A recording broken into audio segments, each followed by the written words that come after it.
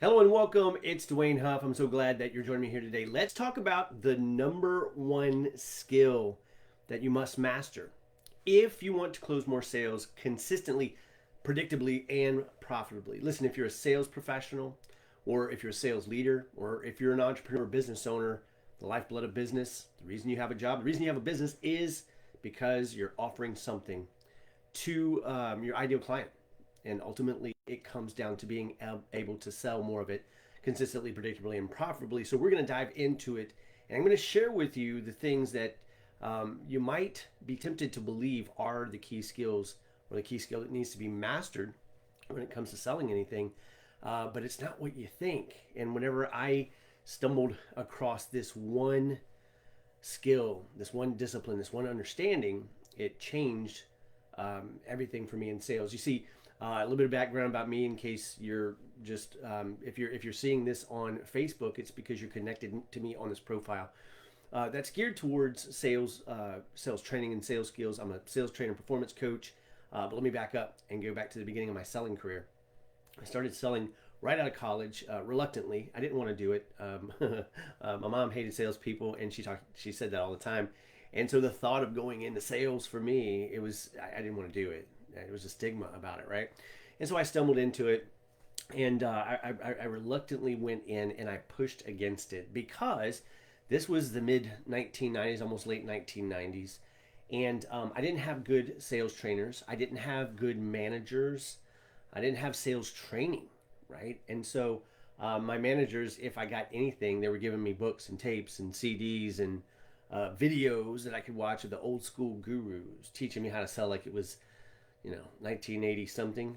Glenn Ross, boiler room, high pressure, hard closing sales, and I refuse to do that to people. And so if you're an entrepreneur or a business owner or a sales professional or a sales leader and you're like, I don't want to be that either. I think you're going to find this video to be very helpful. But as a result, here's what happened. I ended up going through 9 jobs in the first 6 years out of college. And it was absolutely painful. There was one job that was so excruciating. They were trying to teach me how to be consultative. And we were selling small business products, services in the telecom space, right? And so, and I'm going to be honest with you, the way they were teaching me to sell was to create a conversation with a small business owner about the phone services that they were going to need, and then consulting them in a manner that was going to get them to buy more and more and more and more. Now think about this for a second. You've got this small business owner. Let's call it a hair salon. They're just a startup.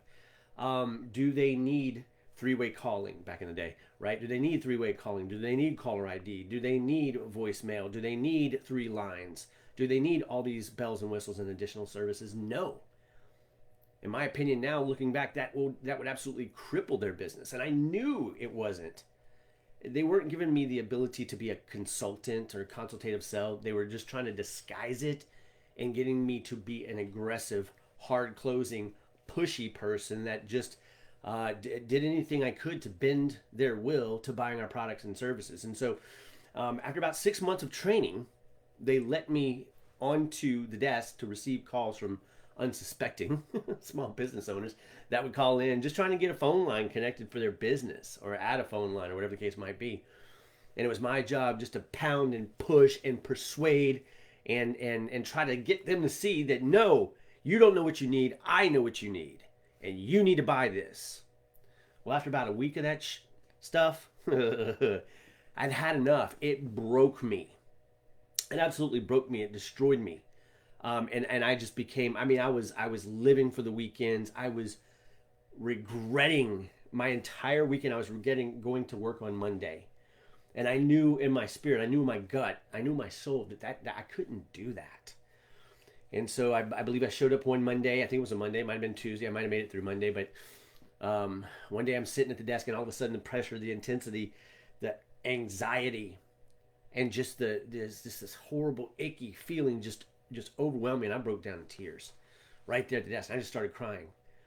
And it was then that I decided I've had enough of this. This is not right. This is not natural. This is not the way it's supposed to be done. And I refuse to do it. And so as a 26-year-old, maybe, I got up from my desk.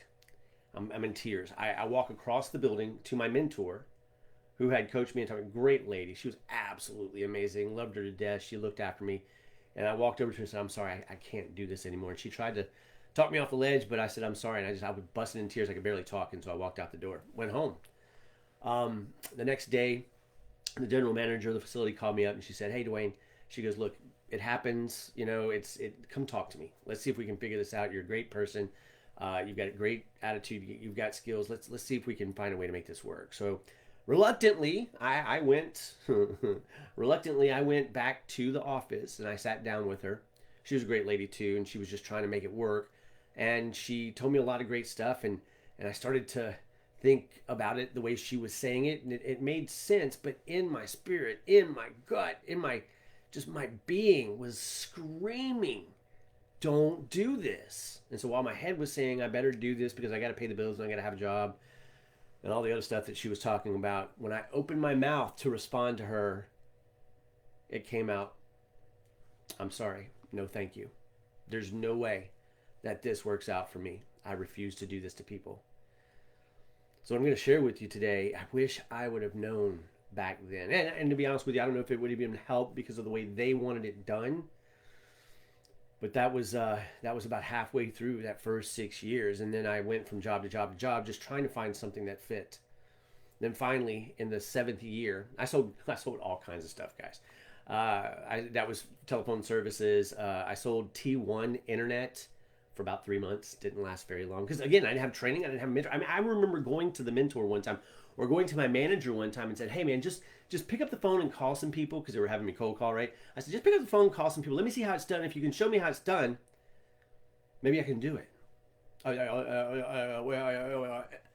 Really? He wanted nothing to do with it, but he expected us to do it. And then there was this arrogant, pompous district manager that would come around every once in a while. His name was Brian. I won't call any last names. Overweight, sweaty, hot mess. Popping Tums, sucking on Maalox. It was hilarious, right? And so I walked to him one day. I said, "You know what? I haven't seen anybody really show me how to do this. You guys sent me to training, had nothing to do with this, and now you expect me to go out and cold call and drum up business, and I haven't seen it demonstrated. Can you show me how to do this?" Of course, he didn't like that. Anyway, long story short, we didn't really butt heads. He didn't come around that often, but after 3 months of no success, because I just didn't know what to do or how to do it, they let me go. And then I ended up, I want to say, not long after that, ended up in copier sales. And that's freaking brutal, right? But I had a great manager. I had a great boss who would actually go out in the territory in the field with me and show me and demonstrate how things should be done. But the fear of rejection, the intense pressure, the quota, and still not the foundation that I needed and understood. I lasted there about 3.5 months.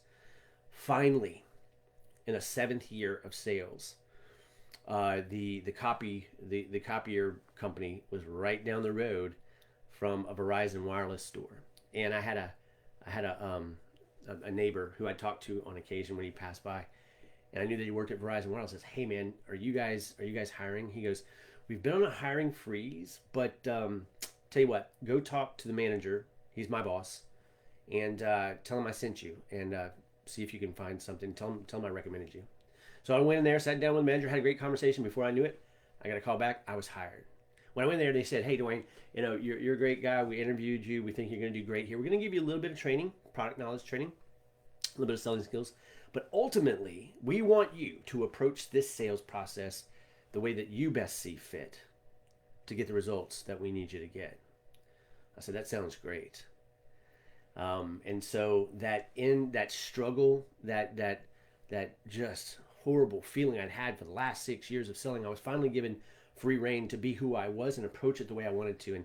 And right out of the gate, I was being more natural. I'd taken some of the skills they'd given me, and I was starting to see results. I wasn't at the top of the pack, but I was climbing, and I was staying in the safe middle, always meeting and exceeding the numbers that they had given me.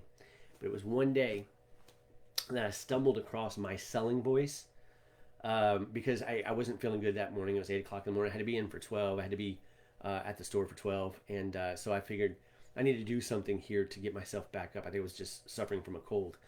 So I ran over to the local pharmacy, and I got over the counter. I got Dayquil. If you ever heard of NyQuil, you probably taken NyQuil. It puts you to sleep. Dayquil is designed to keep you awake, and let me tell you something. It did. Because here's what happened. I got that Dayquil. I wasn't feeling it. I popped one of the pills, and about 30 minutes later, still wasn't feeling the effects. Popped another one. Waited about an hour, hour and a half. Didn't feel anything. Popped another pill. I was starting to feel a little bit better, but I had to get to work, so I popped a fourth one. Right? When I tell you that the stuff that normally annoyed me and frustrated me and got me angry about dealing with the public, that day didn't bother me at all. In fact, I was like, you know what? I ain't doing nothing today. I'm just going to be chill. I'm going to hang out. I ain't going to work hard. I'm just going to enjoy this buzz. And I can remember as a result, when the people would come in or where they would ask me questions or they'd call on the phone, I was patient. I wasn't in a hurry. I wasn't easily frustrated. It didn't annoy me. But rather, I engaged in better conversations, asked great questions, listened, was patient, let go of my agenda to sell them something because I was like, I don't care what happens here today. I'm just going to see where this goes. And as a result, their guard was lowered. They leaned in. They asked questions. We had dialogue. And whenever it was time for them to buy, I'd simply say something as simple as, what would you guys like to do now? And they'd say, well, I think this is a good fit for us. Can we do this? And I'd say, yep. We'd walk over and I'd do it. And if I didn't feel like they were a good fit, I'm going to say, look, I don't think you guys are going to be a great fit. And you probably need to go shop the competition. Come back if something changes, but I really don't think it's a good fit for you. And the very nature of selling against my own interest compelled many people to say, well, hold on. We like working with you. We don't always go into the spot where you say it's going to be dead. Most of the time we're here. Can we at least give it a try? And that day, I probably sold more in a day than I had any other day prior. And from that point forward, I started to grow in my abilities. I say all that to say this. This was the first introduction I got into what I believe is the number one skill that you have to master in order to sell or close more sales consistently, predictably, and profitably, whether you're the business owner, an entrepreneur, sales professional, or a sales team leader trying to get in your team to perform at higher levels. So without further ado, let me jump in here.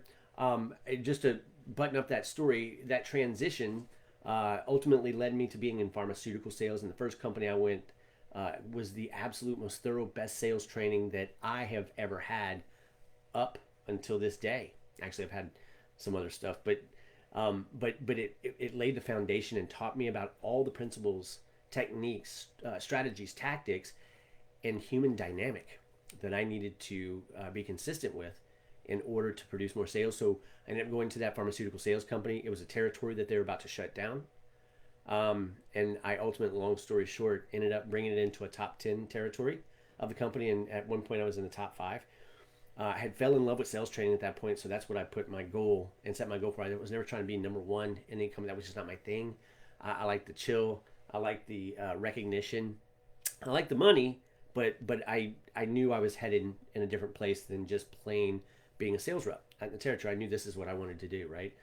And so ended up going through a couple of more pharmaceutical sales companies and ultimately stepped out on my own, left the corporate world, and started my own training brand with one client.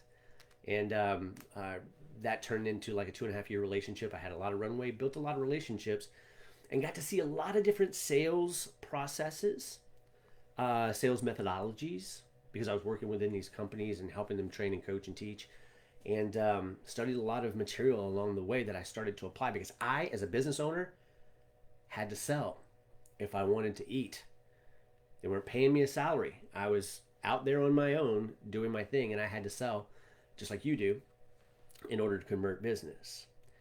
And along this journey is where I came to understand and see that there is one skill that if you'll master it, you can sell more of your products and services and solutions so much more consistently and predictably and profitably. We'll talk about that here in a second. But without further ado, thank you for your patience. I know if you're just seeing me or aren't familiar with my work yet, I just wanted to give you some context and my backstory so you'll know why I'm sharing this with you. By the way, I will be doing a deep dive mini workshop in the near future on this topic. If you'd like, it's free. If you'd like to join me, just drop in the comments and say me, or shoot me a DM and say, hey, Dwayne, send me the invitation to the mini workshop whenever you do it. And if you can make it, awesome.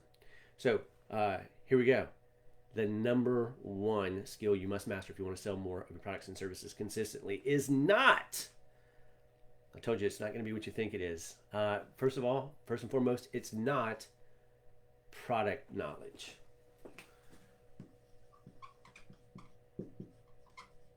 Now, yes, product knowledge is important. But I see so many sales professionals and business owners and entrepreneurs who know their product inside and out and still couldn't sell their way out of a wet paper bag, right? Or at best, they struggle to meet quota or survive in business because they're so knowledgeable about their product or their service or their solution. That's where they've spent all their time. In fact, studies have shown that when companies actually invest in training, they spend 90% of their time and resources on training product knowledge. 90%. Which means they spend very little time on the skill that the marketplace has said they value more than anything when it comes to interacting with businesses, with entrepreneurs, with salespeople. And it's that human dynamic. People do business with people they like, know, and trust, right? We all know that. But companies, if they spend any time at all on it, only spend 10% of the resources and time training on sales training or selling skills. Yet the buyer, many times the buyer trusts or builds trust and relationship and understanding with the sales professionals who's guiding them through that buying process. But yet the sales professional or the entrepreneur or the business owner has not spent enough time understanding how to engage, how to connect, how to interact, how to ask great questions in order to help determine if their product, service, or solution is going to be a good fit for the potential client or the prospect, right? And so that can be a problem. But let's talk about this. Let's imagine for a second, let's say it's you, let's say it's your company. Let's say that you're spending equal amount of time, 50-50 on each one of these. Obviously, that's going to improve.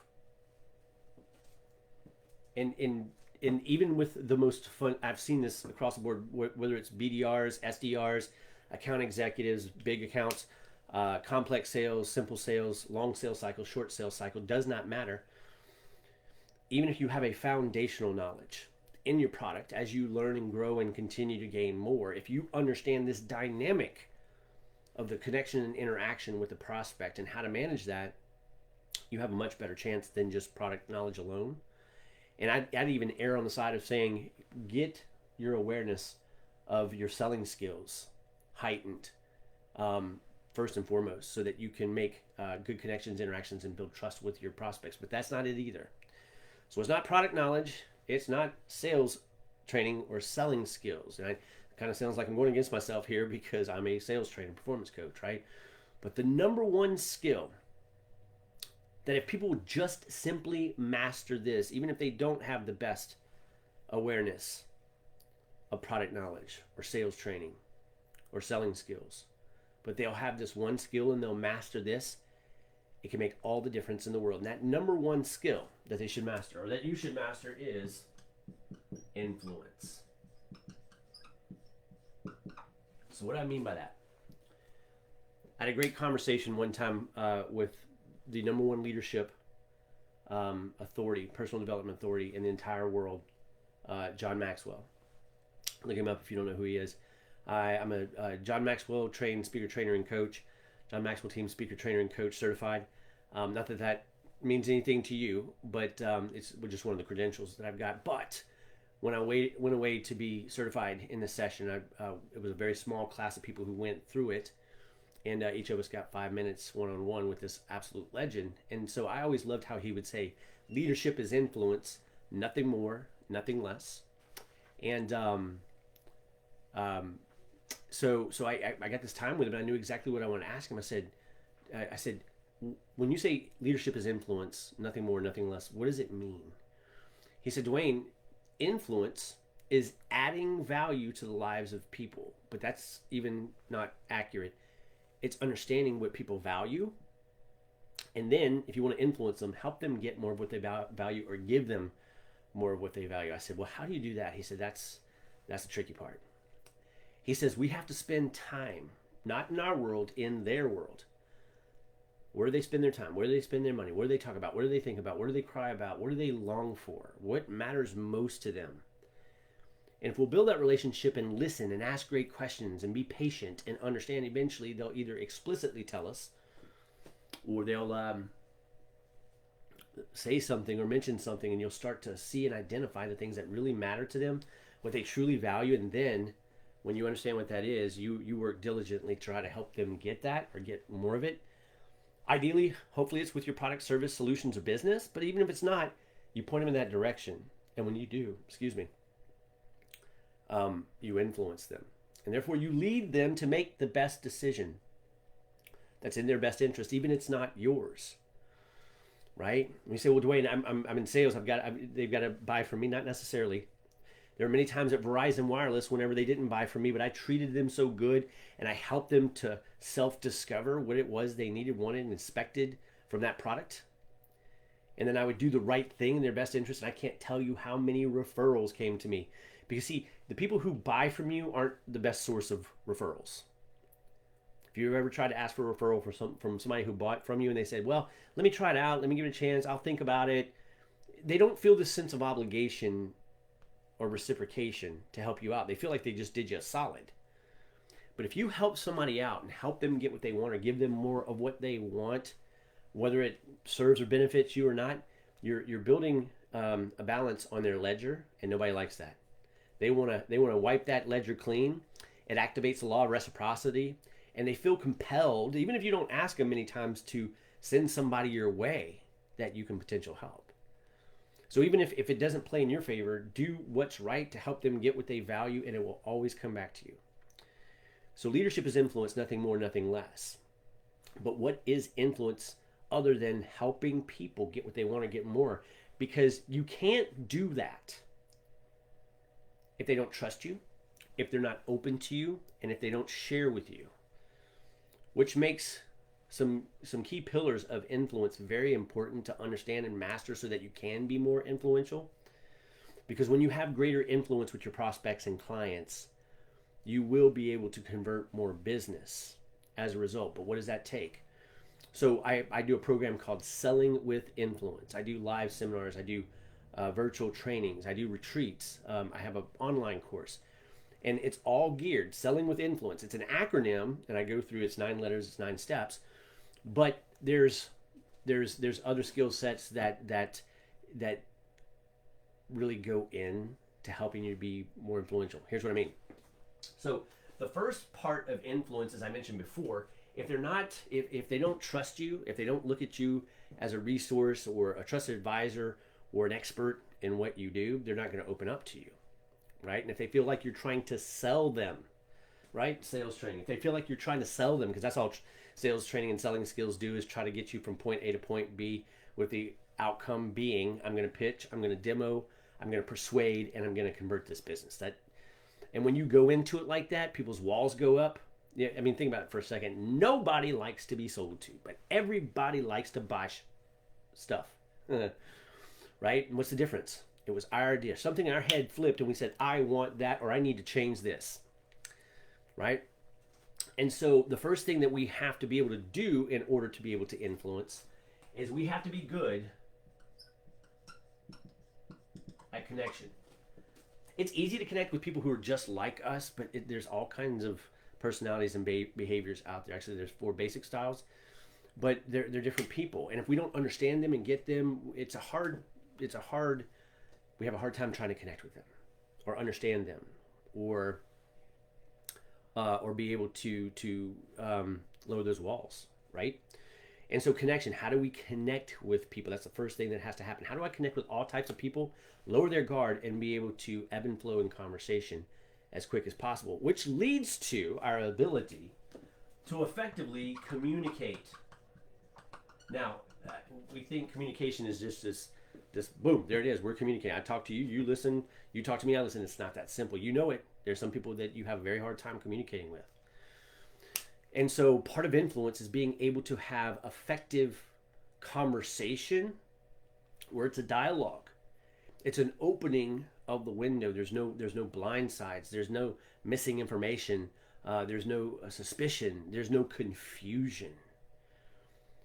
And once you've made that connection and you understand how that person's wired against how you're wired, now you can start to open that communication up and remove any barriers so that you guys ebb and flow freely. The trust goes up, the barriers come down, and you get a sense of really understanding each other.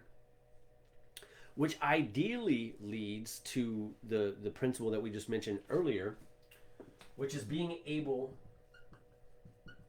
to lead your prospects and customers to their best outcome, not just yours. And we just learned that leadership is influence, nothing more, nothing less. So if I can influence them by understanding what they value and helping them getting it or getting more of it, I ideally lead them to the best decision. But leadership is not about authority. It's about humility and service. In other words, I make it my only goal with that prospect or client to help them get what they want, to move barriers out of the way, and to point them in the right direction to find the right solution for them. And if I see their situation, they don't have a problem, they don't need a solution, I have to have the confidence and the courage to say, listen, I think if you move forward with any product or service and solution this way, you're not ready. It's not a good time, it's not a good fit, and you're probably going to disrupt everything that's going on. So I would encourage you to wait, to not make a move, because here's what's going on, and if you do it now, it's gonna not end well. So it's the ability to serve. It's the ability to say, I'm gonna set my interest aside to fight for their interest first. And when you do that, again, you're activating that law of trust and reciprocity. But whenever you're fighting for their win and serving them and helping them get what they value, ideally, you want a win-win outcome that helps them get what they want and gives you what you need and want, which is more business in the sales. Zig Ziglar years and years ago, like it was yesterday, and you probably heard it before. You can have anything in life you want if you're willing to help enough other people get what they want. Didn't understand that. I'm like, how am I going to get what I want if I'm just constantly giving people what they want? Until I heard John say, influence is helping people get more of what they want or giving them what they want. And all of a sudden, boom, it made sense. So if we go into the conversations, ideally there to serve and to help them solve their problems and get what they're looking for, and we realize that we can serve, or we are the best option, or the best. Look, listen, I'll give you an example. Let me say this. Then ultimately we're striving for a win-win outcome, which means that we need to negotiate. Win-win. And if you don't know how to do that, you leave a lot on the table. And there's so much. And here's the other thing I want to say about it. Negotiation is not just about dollars and cents. It's about agreement, and it's about every step of the way coming to agreement with your prospect or your customer to do what's in their best interest, and when it serves you as well, to walk together in that interest. By selling them your product or service or solution, you are literally helping them, and you're protecting them. Here's what I mean. There's a lot of sales trainers out there right now, and a lot of good ones, don't get me wrong, but there's far too many people being duped, manipulated, and pressured. I mean, this is not 1980. By these social media gurus out there who are saying stuff like, if you're not jacked like I am, if you don't have the confidence and the fierceness, and if you don't want to be number one, and if you're not competitive, and if you don't look like me, then you're a failure. And unfortunately, there's people who buy into that stupid stuff, right? And then there's people who are out there selling their training, who haven't been selling themselves in years, and still have a team of salespeople selling their junk that hasn't truly worked in over 10 years. And there's people who rose to notoriety back in the 80s and who were looked upon as complete icons for the way they sell. And you and I are sitting there going, there's no way I would do that to people in a way that could potentially land me in jail, right? And so for me, I say all that to say, for me, if I don't do a good job of understanding, helping, and influencing people to make the best decisions, and I don't do a good job of explaining the value of my product or service or my training to help them get where they're going without having to be pushy, aggressive, slimy, chest thumping, saber rattling douchebag, then I've done a disservice, and I've let that person fall into the trap of someone who's going to beat them into submission and manipulate them and cause them to buy something that's not going to serve them. And that's what I'm trying to tell you, is that if you know your product, your service, or your solution is the very best fit, do not be scared to be enthusiastic and share your passion and excitement for how what you have is going to help them get where they're going or move away from what they're not, right? And so that one thing that we need to master is influence. So I hope that serves. If it did, share this with somebody else. If you haven't already, friend me on this page on Facebook. This is a personal profile, and I use it for connecting with salespeople, sales leaders, entrepreneurs, and business owners. And I will be doing a mini workshop where I'll deep dive onto this even further. I need to keep this a little bit short. But if you'd like me to invite you to that mini workshop, please drop a comment below that says me, and I will send you the invitation when I do the mini workshop, or send me a DM. If you are a sales leader looking to support your team and help your team get better at increasing their influence so they can convert more business, my website is sellingwithinfluence.com. Check it out. Might be able to serve and help you. And stay tuned. I truly believe that you can write your own ticket in sales or with selling, but it's not about product knowledge. It's not about selling skills.